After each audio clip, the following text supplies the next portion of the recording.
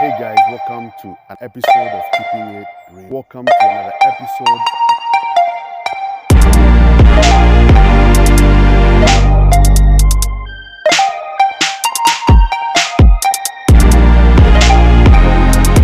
Hey guys, and welcome to today's special broadcast, whereby I'll be teaching you on the importance and the need to be sensitized on mental health awareness. Now, listen to these statistics. In Kenya, it is estimated that 1 in every 10 people suffer from a common mental disorder. 1 in every 10 people suffer from a common mental disorder. Now listen to this. Media reports indicate that the number of suicide cases reported in Kenya rose by 58% between the year 2008 and 2017, and which is the highest rate over a 10-year period. Now, the World Health Organization tells us that Kenya has the fourth highest number of depressed people in Africa. Fourth highest number of depressed people in Africa. And according to the World Health Organization, more men in Kenya are more likely to commit suicide than women. Listen to this. Again, according to the World Health Organization, about 1 in 4 Kenyans deal with a mental health issue in their lifetime. Now, what does this data, what does this statistic show us? It simply lets us know that we have a crisis in our hands. We need to create an environment whereby we are sensitized on mental health issues. We need to be sensitized because this is not an issue that just affects a certain demographic. This is an issue that is affecting all of us, the young, the old, the rich, the poor. Without exception, all of us have to deal with this issue. Probably you have a loved one who is currently facing a mental health issue, or you yourself are battling a mental health issue. So it is important for us to be sensitized on this particular topic. Now, first and foremost, we need to find out what is the purpose of creating mental health awareness. What is the purpose of this broadcast? Now, the goal of mental health awareness is to help people with mental illness understand that they are not alone in their struggles. It's the primary reason why we need to create this mental health awareness, to let people who have mental health issues understand that they are not alone in their struggles. Secondly, it is to let these people know that treatment does make a difference.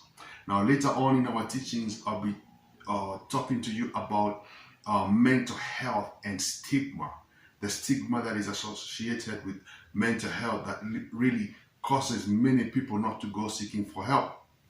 So we're going to deal with the stigma that is associated with mental health, and we're going to demystify it, because as we continue to create awareness, more and more people will be willing to come out of the shadows so that they may receive help.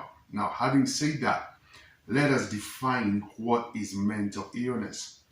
Now, mental illness is a health problem that affects a person, that affects how a person feels, how a person behaves, and how a person thinks. Let me say that again. Mental illness is a health condition that affects how a person thinks, feels, behaves, and interacts with other people. Now, it is important for you to understand that, because by nature, human beings are social creatures. We are social creatures. When you go to the book of Genesis, when God created the first man, what did he say to Adam? He said, I want you to multiply, I want you to be fruitful and replenish the earth. So Adam and Eve had children, and where we get the concept of the nuclear family. From the nuclear family, we have the extended family. From the extended family, we have the society, and then we have the church. So man was created to be a social being. So mental illness affect how we feel, we think, we behave, and how we interact with other people. Now, point number one, and this is very important. Mental illness is basically a general term that refers to a group of illnesses. Mental illness is simply a general term that refers to a group of illnesses. Now, what are these illnesses that we are talking about when we are talking about mental illness? We are talking about illnesses such as depression. We are talking about social anxiety disorder.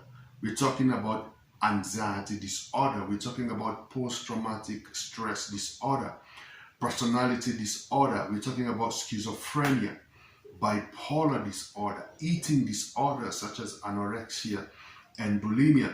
These are just some of the mental illnesses. And the reason why I want to zero in on these illnesses is because these are the most common mental illnesses that this generation is facing. Depression, social anxiety disorder, and then there's post-traumatic stress disorder. We have personality disorder, schizophrenia, and of course we have bipolar disorder and eating disorders. But before we go in depth into what these illnesses are, let us first and foremost find out what are the main causes of mental health problems. What causes mental health problems? Now, the first thing that causes mental health problems is trauma. Trauma is one of the causes of mental health problems. Now, what is trauma? Trauma is simply a deeply distressing or disturbing experience. When you go through a deeply distressing or disturbing experience, then you become traumatized. And when you are traumatized, it affects your mind. It affects your ability to think, behave, act, as well as interact with other people. The other leading cause of mental health problems is stress. Now, what is stress? Stress is a state of mental, emotional strain that is caused by adverse circumstances and the demands of life. When life becomes too challenging, when too much is expected of you, that is over, above, and beyond what you can deliver, then stress is inevitable. Number three, the other cause for mental health problems is what is known as discrimination. And this has to do with prejudice on the grounds of race, sex, and disability. So when you face prejudice on the grounds of race, sex, and disability, that is a form of discrimination which causes mental illness. And then we're talking about abuse, and this can range from physical abuse, verbal abuse, and even sexual abuse.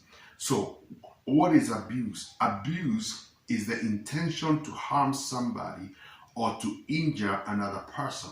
When there is harm or injury caused by one person to another, that is what is known as abuse. The other cause for mental health problems is genetics, because scientists have long recognized that many psychiatric disorders tend to run in families. Okay, many psychiatric disorders, according to scientists, tend to run in families, suggesting potential genetic roots. It's important for you to understand that. The other cause for mental health problems is what I'm referring to as family dysfunction. You see, relationships or communications, when relationships and communications are impaired and members of the same family are unable to attain closeness and to have self-expression, that kind of family dysfunction that brings conflict and wrangles and unhealthy competition is also a leading cause for mental health problems. Last but not least, we know that drugs and substance abuse causes there to be a sharp increase in the symptoms of mental illness and even trigger new symptoms of mental health problems. Now listen to this. What are the common symptoms of mental illness?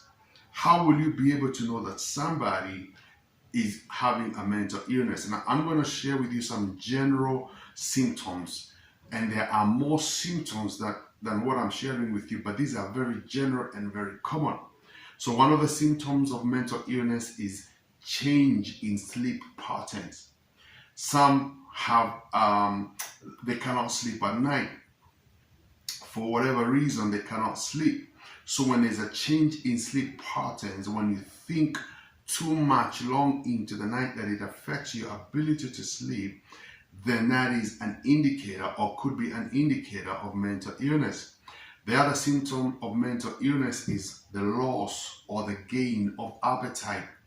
Loss or gain of appetite. The other cause, or one of the common symptoms of mental illness, is suicidal tendencies, excessive alcohol intake and drug abuse, extreme mood swings, and social isolations. So it is very important for you to understand that when you identify these common symptoms, you'll be able to tell whether you are having a mental illness or someone that is close to you is having a mental illness. Changes in sleep patterns, loss or gain in appetite, loss or gain in weight, suicidal tendencies, social withdrawal, excessive alcohol intake. That is often a major indicator that someone is facing a mental illness. Extreme mood swings, social isolation, anger outbursts.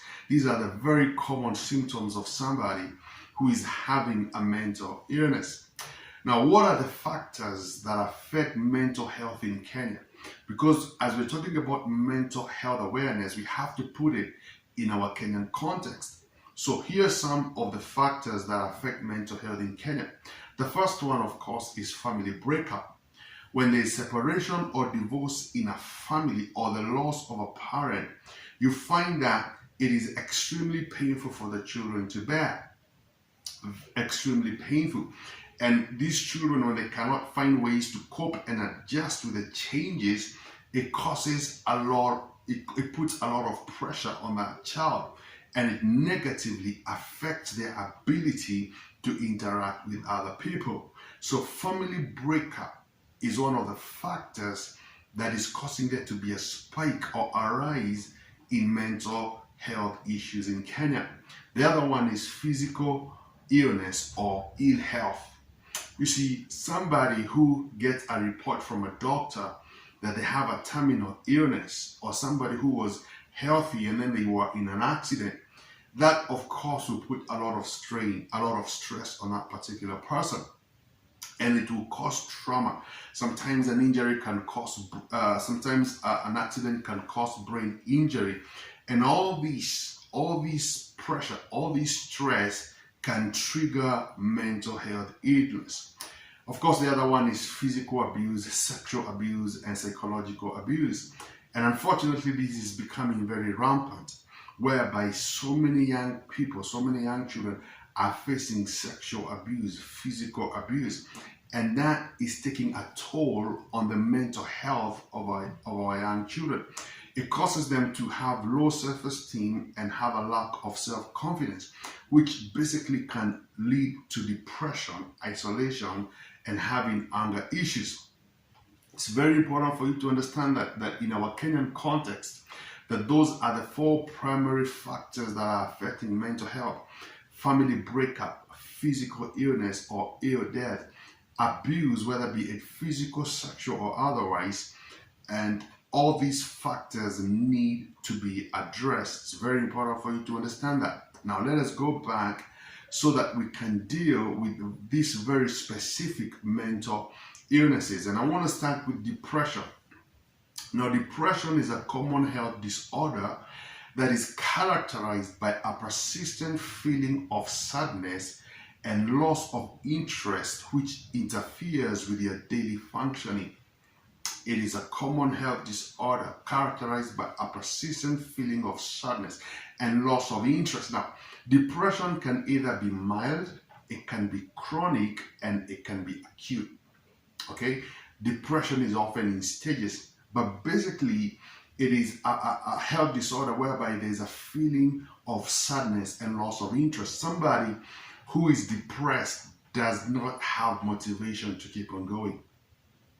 When you're dealing with depression, one of the things you realize is that you want to withdraw yourself from social gatherings. You want to be by yourself because you have internalized that sense of loss. You have internalized that sense of despair. And there are so many people who you meet every day, your brothers, your sisters, your uncles, your aunts, your relatives, your work colleagues, who are secretly dealing with depression. It's very important for you to understand that. Unless you are able to identify this mental health illness, if it is not dealt with early on, it can lead to a lot of complications. So one of the ways you can tell that somebody is facing depression is when they no longer want to go out. When you realize that they are losing weight, they are not eating as they were eating before. When you realize that they are no longer laughing, they are always sad. When their personal hygiene starts to deteriorate, that could be an indicator of depression. When they lose interest in things, when they lose interest in work, when they lose interest in getting up in the morning and doing what it is they're supposed to do, that is a major indicator of depression. And I told you that depression can be mild, it can be acute, or it can be chronic. It's very important for you to understand these symptoms so that you can attack them very early on. Social anxiety disorder. This is whereby people have the fear of interacting with other people because they fear of being negatively scrutinized or judged. Somebody who has social anxiety disorder is someone who is very uncomfortable in public settings. There are people who are suffering from social anxiety disorder, and you have to be able to understand it and identify it so that you can deal with it. Another mental illness is anxiety disorder. This is an excessive worry and fear about everyday situations. Let me give you the context. Right now, we are living in very extreme times whereby we have the cost of living is gone up. There are massive people who are losing their jobs and businesses are falling because primarily of COVID-19. And when people face uncertainty, when there's uncertainty about the economic well-being, it is very easy for you to be anxious. And when that anxiety is not dealt with, when it becomes excessive, then it can be developed to become an anxiety disorder. Someone who has an anxiety disorder cannot sleep. You cannot function, you cannot think right because you're always worried about this and about that. The joy of life leaves your life. Come on now, because life is hard. Life is not a bed of roses. And if you're not able to deal, if you're not able to handle the stress of life, you can easily develop anxiety disorder. Then we have post-traumatic stress disorder. This is a mental health condition that is triggered by experiencing or witnessing a terrifying event. Let me give you context.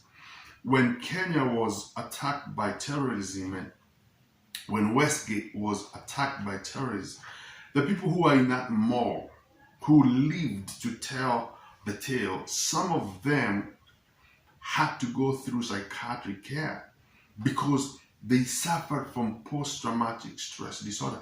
You wake up in the middle of the night sweating, afraid because you're having nightmares. You have recurring nightmares of that particular event. When you have post-traumatic stress disorder, it can immobilize you, paralyze you to the point whereby such a person no longer wants to go to a shopping mall. Life as you knew it can never remain the same. You're no longer carefree. You're so caught up in what took place that it is affecting your day-to-day living. And then we have personality disorders. These are patterns of thoughts and behaviors that are unhealthy, which include anger outbursts, difficult making friends, and extreme mood swings. That is a mental health disorder, personality disorder.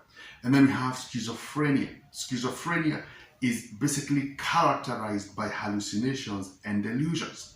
So when somebody has schizophrenia, that person cannot be able to distinguish between what is real and what is not real. It's important for you to understand this so that if you have a loved one, a relative, and a colleague that may have these symptoms, you may be able to identify them. And as a primary caregiver, you are able to lead them to a place whereby they can receive help. Then we have bipolar disorder, a mental health condition that causes extreme mood swings. There's emotional highs and emotional lows. It's bipolar disorder. Then we have eating disorders like bulimia and anorexia. This actually affects mostly young girls, teenagers, who have body image issues. So when you have anorexia, you have an unhealthy attitude towards food. People who are anorexic, they are obsessed about gaining weight. They are fearful of gaining weight. So they will literally starve themselves to death because they don't want to gain weight. When you have bulimia, this is whereby you eat, and after you eat, you feel guilty, and then you induce vomiting. It's very unhealthy, and it affects so many young people. So when a teenager is self-isolating, when a teenager becomes very sketchy about how they eat, when they eat, so on and so forth, when you see these triggers, these signals, the loss of weight, poor self-image, then that can be an indicator that they are having eating disorders. Now listen to me, guys, because this is very important. All these illnesses require for us to have knowledge, because when you have misinformation, you'll not be able to identify when a loved one or a friend is facing a mental illness. Now, I want to deal with the topic also that is very important when it comes to mental health, and that is stigma. Because a lot of people who have mental health issues have been stigmatized. Now, what is stigma? Now, stigma, especially in the context of mental health, is when someone is viewed negatively because of their mental illness. Stigma occurs when people label you because of your illness. Let me give you types of stigma. We have social stigma, self-stigma, and enacted or institutional stigma. What is social stigma? Social stigma is a negative view of mental health by the public.